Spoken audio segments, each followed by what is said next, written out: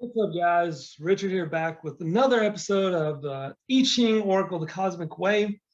Today we're on Hexagram 59, Dissolution, dissolving, which is wind over water. We can see how the wind over the water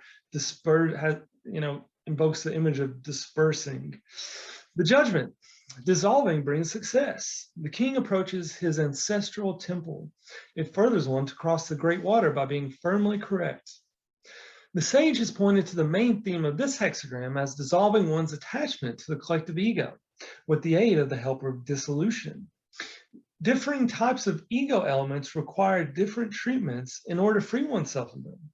This hexagram speaks of those that require dissolving, such as rigidity, and what the sage has identified as balls of conflict. Rigidity occurs when a person becomes attached to a set of rules that tell him what to think, what to feel, and what to do, instead of listening to his inner truth, which would connect him with his sense of what is harmonious and what is discordant in each given situation. Rigidity is the result of dependence on the collective ego. The collective ego spells out and applies its rules and regulations to all circumstances. The individual internalizes these rules as right and wrong and good and evil. A person's attachment to the collective ego is expressed by his thinking in terms of the group we, as in saying we are one big family, whether it refers to a marriage, family, community, spiritual group, people in a corporation, or a whole nation. Thinking in those terms diverts the individual from being in touch with his own inner truth and forces him to place his dependence on the values and rules that have been defined by his group. This shows that the group we is a group ego. Interesting. Dissolving one's attachment to the collective ego is the meaning here of crossing the great water by being firmly correct. The great water in this case is a metaphor for the river of fears and self-doubts on the one hand, and flattery and vanity on the other, created by the collective ego to keep the person trapped in his feeling of needing to belong to the group. Dissolving this attachment is achieved by identifying the seed phrases and or images that hold him to the group we, saying the inner no to them, and asking for the helper of dissolution to dissolve them. The collective ego says that if the individual dissolves his attachment to its groups, order in society will dissolve with it and chaos will reign. Not true. However, just the opposite is true, as the natural order of society becomes liberated. This order produces cooperation, creativity, and harmony between humans and the cosmos. Therefore, help comes to them in all forms from the cosmos. And that's already here. It's already natural between us without any society, without any collective ego. We have a perfectly natural order of society that's perfect for everyone. The striving, competition, conflict, and exercise of power that constantly creates suffering and chaos in the social order are no longer needed. The individual's feeling of belonging to the group is carefully cultivated by the collective ego through the introduction of fears and self-doubts, by his being told he is insufficient in and of himself on the one hand, and through a flattery that gives him the feeling of being special and protected by the group on the other. However, this unity is only an illusion, which contains no real fulfillment, but instead leads the person to suffer the fate of that group. Helping the individual to free himself from these false bonds to the group is part of the greater cosmic plan to reunite him with the cosmic whole. The feudal interpretation of the purpose of dissolution, as explained by Wilhelm, is actually the opposite of its cosmic meaning. The importance of this interpretation is that it provides us with clues to the mistaken beliefs we need to dissolve in order to free our true self from the grip of the group ego. The collective ego's argument that egotism is what divides humans from one another is used to assert that a person holding to his inner truth will prevent him from serving the greater good, something that is necessary if the existing feudal-based order of society is to be maintained. According to Wilhelm's commentary, the integration of the individual into the group is accomplished through the performance of splendid religious ceremonies and sacred music, which have the purpose of impressing the individual that the king alone possesses the human connection with heaven. Wilhelm comments that this display stirs the individual's emotion in a way that is shared by all hearts in unison, awakening in him a consciousness of the common origin of all creatures. This description shows the sleight of hand logic employed by the collective ego, in that the identification with the group we is achieved through the creation of awe, the awe arising from the individual's personal insignificance. The awe also contains the perception that the group to which he belongs is awesome, and that he, who is otherwise insignificant, is honored, flattered by being made a part of it. The consequence is that his identification with the group dissolves his loyalty to his inner truth and transfers it to the group ego and its values. By dedicating himself to the group's high goals and great general undertakings, he shifts his sense of self to the group ego and thus loses his inner independence. Wilhelm's description enumerates the very emotions that leaders who choose to represent the collective ego mobilize in preparation for wars, that team leaders mobilize to play gladiatorial sports, that gang leaders mobilize to loot and kill, etc. Indeed, they are the ego emotions that are aroused and employed by demagogues of every kind. The moment the individual relinquishes himself to such emotions is the moment in which he abandons his ability to feel his inner truth. It is when his feelings of what is harmonious and discordant are replaced by mental considerations of right and wrong or good and evil. Thereafter, of course, his group is always on the side of the right and the good and pitted against something, either another group or certain aspects of nature. This collision mindset is also implied in the word feud that is intrinsic to feudalism. Also implied in the creation of the group ego is the assertion that the interests of the individual necessarily collide with the interests of the group, which the collective ego calls the whole, thereby putting itself in the place of the cosmic whole, and that individuality must be dissolved in its favor. This puts the individual who refuses to be part of the group ego in a position of being feared by those who are dedicated to the group. As the lines of this hexagram make clear, the individual can go along with the group only so long as the group itself is in harmony with the cosmos. He must retreat and say the inner no when an action or course of action does not correspond with his inner truth. A society can launch itself on a fateful course only when its people fail to say the inner no, either through being led to think that they cannot do anything about it, or when they acquiesce in its course. Failing to say the inner no gives the leaders an inner permission to continue. Even when the inner no is said by only one person, the leaders cannot continue in the long run. The second field in which dissolving is the correct means is in regard to balls of conflict. A ball of conflict exists when a person sees no way out of his situation. An example is a situation in which two people are inwardly connected in a love relationship, but are separated by a history of mutual accusing and blaming because they did not know how to recognize and relate to the egos in themselves. Any attempt to revisit or sort out that history only produces more alienation. There's nothing to do with this history but to dispose of it entirely by asking the help of dissolution to dissolve it. Another example was a person who is caught in feelings of guilt and self-blame. The ego continuously throws these feelings like a ball at the person so that he remains absorbed in their details. Like the Gordian knot, they cannot be resolved because every argument triggers a counter argument, each of which is managed by the ego.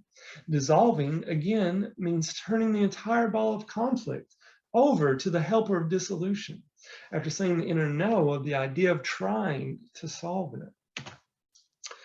Once the problem has been dissolved, a transformation shows itself in myriad ways. A person who normally does no small acts of kindness suddenly does them. Another has sudden changes of opinion.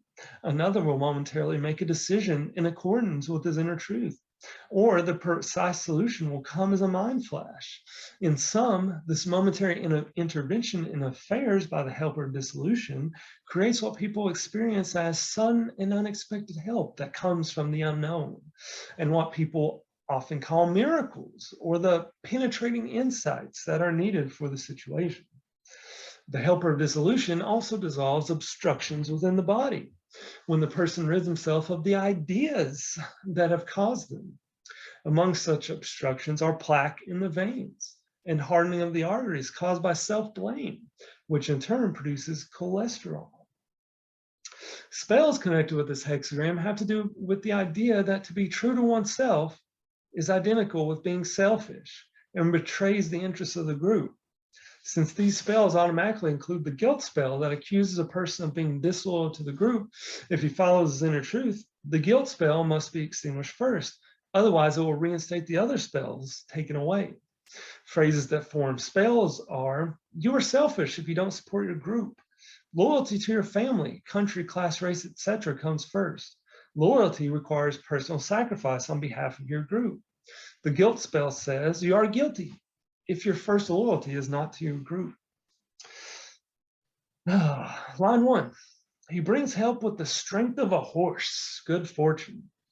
He in this line refers to the sage that brings help to connect a person first with his common sense and then with his will that has the strength of a horse. This strength is needed for the individual to separate himself from the pull and demands of the collective ego. It is his common sense that, when he is helped by the sage to feel it, enables a person to keep his own counsel. That is, to listen to and follow his inner truth, even when the pressures are great to prevent him from doing so. This line thus states the cosmic principle that bringing one's will in line with one's inner truth leads to good fortune. This line is also about dissolving feelings of alienation that are in their beginnings. Dissolving, as indicated in the main text, requires saying the inner no to doubt that encroaches into the heart, causing it to harden. It is the doubt in one's natural inner ability to successfully meet the situation at hand. It needs to be counteracted by recognizing and validating one's ability to ask the sage for help. One may first have to remove the slanders that have devalued one's feelings and say the inner no to one's pride, which would prevent one from asking the sage for help. Receiving this line can also indicate that spells put either on oneself or on another are creating the problems observed. The problems are solved not by wrestling with them, but by removing the spells, which are their causes. Spells connected with this line have to do with the person's identity being connected with his particular group, be it family, class, race, nation, etc. Phrases may be, they are my people. That is the group that supports me. My country, right or wrong. Images may have to do with an identification with the place, as in my place, my town, my land. A man's home is his castle, and there he is king. Other spells may cause a person to look in the wrong direction for help, as looking upward or sideways, as to other people. The spells are caused by beliefs saying that help lies in those directions. These beliefs cause the person to fix his gaze outward and thus miss the fact that the route to cosmic help always lies within himself. This route is not to be equated with channeling, in which communication with the spirit is made. Such a connection is restricted to a communication between the person's rational mind and the spirit, while his feelings are excluded. That's very interesting. Connection with the sage can only be made through the heart. And that is why when a person cries out with sincerity for help, the help always comes. Line 2. At the dissolution, he hurries to that which supports him. Remorse disappears.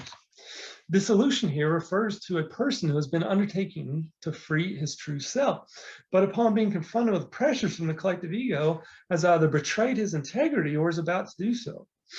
If at this juncture he listens to the prodding of his common sense, his remorse at having considered abandoning his inner truth will disappear. Hurrying to what supports him refers to his asking for the sage's help to disperse the pressure created by the collective ego. The pressure this person is under may come in the form of threats or guilt. Threats may include, if you don't serve us, you won't get our support. Your security depends on us. Guilt includes ideas such as, you owe it to your family, country, race, creed, etc. The person may likewise be pulled by his vanity into the delusion that the group will bring him the happiness, security, or recognition that he seeks. All these ideas are the source of the pressure mentioned and have been stored in his psyche since childhood. If followed, they will keep his true self a child, imprisoned in his psyche. This line also refers to the loss of a person's common sense because one or more of the senses have been demonized. For example, his sense of smell may have been traumatized by an intimidating experience in the past, causing him to have compulsive behaviors. Frequently, such compulsive behaviors are due to toilet accidents that have been associated with guilt. In this case, a certain smell was connected with the experience that one might call the smell of intimidation. Whenever the person encounters that odor again, he experiences similar symptoms of anxiety that he felt at the time, but often in a different form, such as sickness of the stomach or palpitations of the heart. Receiving this line is counsel for the person affected to go through the necessary steps to remove the spell and then ask the sage to free him of the memory of the traumatizing smell. This will restore his common sense and bring an end to his symptoms. If, in the meantime, he has himself stepped into a position of authority, he will also need to free himself from the self-image and spell of being an authority. The phrase, he hurries to that which supports him, has often been misinterpreted as advising one to rush toward an opposite point of view after having hit a dead end with a previous outlook. For example, a person who has always taken a rational approach to be the measure of all things now hurries to an irrational or impulsive approach. Neither approach has anything to do with this common sense, which encompasses the totality of his inner and outer senses. This is what he needs to rely on now. If he seeks sincerely to know the advice that corresponds with this common sense, he can use the RTCM to find out. In terms of a person's life, this line speaks of that which supports him. Invariably, it is cosmic love that supports him, whether he lives alone or with others. This love is meant to come through another human being, but it comes to him as well when he is alone, if he is open and receptive to it. In this sense, a person is never alone. A person may receive this line when his love relationship with another has come to an end. Hurrying to what supports him refers to his remembering that cosmic love can come to him directly as well as through another. He need not hesitate, therefore, to allow the relationship to fall away and go on with his life. If he does not remember that the cosmos is the source of all love, then he will certainly hesitate to leave behind the failed relationship. It is also important on leaving behind a relationship to ask the sage, the RTCM, if it is correct to dissolve the inner channel that has existed between himself and the other. Then the remorse disappears that would otherwise accompany the end of the relationship. Remorse disappears refers to the disappearance of any residue of regret holding him to the other, or any feelings of hopelessness that accompany the mistaken belief that he will be all alone. If these causes of remorse are not addressed and rejected, their continued presence in his psyche may drive him to avoid intimate relationships, turn to ascetic practices, or to seek divine love, as explained in the next line. Line 3, he dissolves his self, remorse. This line makes it clear that at any time a person sacrifices his true self to a group ego, he creates remorse. As mentioned in the general text, the idea of self-sacrifice is based on the assumption that the individual's interests necessarily collide with the interests of the group, which the collective ego calls the whole. What is not said is that the general good is falsely equated with the interests of a particular group, family, clan, nation, creed, etc. If the person follows this appeal, he sacrifices his true self to a group ego and thus loses his connection with his inner truth and the cosmic whole. When the individual is in harmony with his true self, his needs are in harmony with the cosmic whole, and they do not interfere with the needs of everything else in the cosmos. Wow. When you understand that, when you really start to think about that and understand that, it's just like, wow. This line may address a person who feels remorse about having failed in a relationship, or who may have lost the support he has depended on in the past and now jumps to the conclusion that he is guilty for having failed. He now hurries to the idea of redeeming himself by dissolving his true self, which he has presumed to be guilty.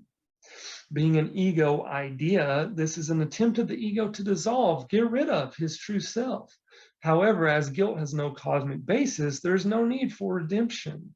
Freeing himself of the idea of guilt also collapses the idea of redemption and the ego's ploy. This reveals the circular and self-consuming logic of the ego. How one mistaken idea finds its support in another mistaken idea that had been offered as an answer to the problem created by the first idea. In this manner, an array of mistaken beliefs is created that support the ego's power over the individual.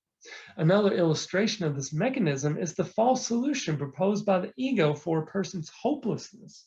The hopelessness is caused by the mistaken idea that if a person follows his inner truth, he will be left all alone. He is then told that there is hope if he will dissolve, sacrifice his self. This solution is derived from the idea that by divorcing ourselves from our bodily need for love, we will find nourishment in divine love. Cosmic love differs from what the collective ego calls divine love in that it is undivided. It includes the body with its need for chi nourishment. See line 2 about the ways cosmic love can be received by a person either through a relationship or all by himself. The term divine love is based on the false division of a person's wholeness into body, mind, and soul. The problem of such division is discussed in Hexagram 23, splitting apart. A person needs to free himself of the mistaken idea that he is split into these parts. Wake up, people. You're not divided into a mind, body, and soul. In fact, the entire concept of the soul is an ego ploy to let the ego live forever in the soul. The soul is an improper name. We just went over Hexagram 58 about giving things improper names. It's an improper name for a person's psyche, his invisible consciousness, which is what the soul is really describing. But the soul has all these connotations with it in that word that, as well as implying the division of yourself into parts. That's why the idea of the soul is wrong. It's a mistaken idea. It's a mistaken belief. So that's something that, people in the spiritual community should really look at and really question, really think of what they're really believing in here. They're believing in their own separation. They're believing in being split apart. This line can also describe a person who has been following the path of his inner truth, but is now seeing himself as weird, a loner, or as a misfit, just because others have called him these names. He now thinks that the answer lies in doing whatever he can to get rid of, dissolve his true nature in order to fit in with the group. Through despising himself, he has accepted the projections put on him by the others. He needs to free himself from these projections to regain his self-respect, which will also reunite him with the cosmos. Line 4, he dissolves his bond with his group. Supreme good fortune. Dispersion leads to accumulation. This is something that ordinary men do not think of. This line is stating the cosmic principle that when a person asks the cosmos to help free him from the obligations he has accepted that tie him to the group ego, the cosmic protection he gains is the good fortune referred to. The term group can also refer to a group of mistaken ideas that form spells. An example is thinking poor, that poverty and self-denial are hallmarks of spirituality. Regarding one's true needs as a bother to the cosmos so that one does not ask for help to satisfy them is misunderstanding the generous nature of the cosmos and its willingness to help us in all that we need. The I Ching comments, this is something that ordinary men do not think of. He dissolves his bond with his group can also refer to a love relationship that needs to be ended. Dispersion that leads to accumulation refers to dispersing the ego pride that blocks reunification with another. Receiving this line can be informing a person that his pride is the only thing standing in the way of reunification. Pride is a complex system of defensive ideas adopted during childhood to protect the child from the constant inner anxiety created by having been told that in and of himself he was a nothing. The defensive complex is an autonomous unit that is not readily dismantled because in actuality it is an interwoven, self-supporting system of rationales, a ball of conflict. The person can only rid himself of it by turning it completely over to the helper of dissolution. The consequence of this decision is the unity with the other that the true self longs for, and the flowing in of cosmic love that is released. Line 5, his loud cries are as dissolving as sweat. Dissolution, a king abides without blame. Pictured here is a situation that has disintegrated. A marriage has ended. A corporation's contract with another company has failed. The ruling government has fallen, etc. All appears to be chaos. Then changes are made to shore up the marriage, the contract, or the government by compromising, making reforms, and appearing to be more receptive to the people's real needs. When the smoke of the turbulence has passed, lo, the same system has been reinstalled. Nothing substantial has changed. How is this to be explained? By convincing the people that anything is better than chaos, the ruling egos remain in place. This is the unifying idea the collective ego employs to keep itself from being dissolved. And it's what it would call the king's abiding without blame. No, thank you. No, it's not. This line is also given as an answer to an individual's disintegration, which is evident, for example, in his inability to sleep. As a solution, the collective ego will propose that he must unify his body, mind, and soul, as mentioned in the previous line. What is truly needed is to restore his wholeness by ridding himself of the idea that he is divided into these three parts. Think about that next time you think about your soul. Line 6, he dissolves his blood, departing, keeping at a distance.